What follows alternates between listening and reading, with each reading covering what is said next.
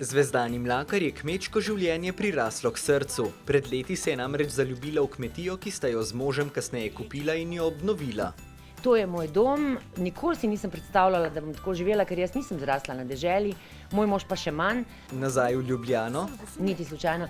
Večkrat me to kdo vpraša, sploh pa, ker vejo, kako težko včasih prijem domov in rečejo, ti je kaj žal, niti za sekundo mi ni žal. Zvezdana nas je z veseljem peljala v hlev. Živali me pozdravljajo, tukaj je vse bio, eko, mislim vse naravno.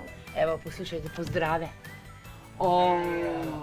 Pozdravljena Dona.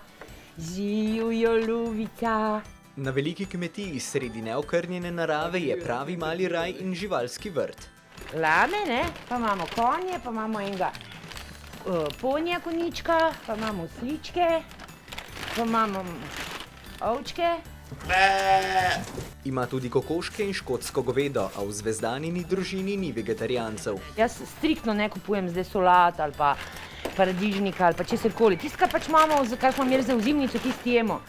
In se mi zdi, da se v Sloveniji skoraj ne da brez mesa. Na kmetiji delajo vsi družinski člani. Jaz noter delam, pa kuham, pa tako, oni pa več ali manj od zunaj. Čeprav meni pol tudi malo zamanjka, da sem zunaj, ne? Ker jaz sem zelo rada zunaj. Ne? In zunaj opravlja vsa kmečka opravila, hodi po bale sena, krmi živali in pomaga pri kotitvah. One rojevajo, rodijo in ostanejo in grejo naprej. Pri njih imam benga jamranja, tudi kadar so bolne.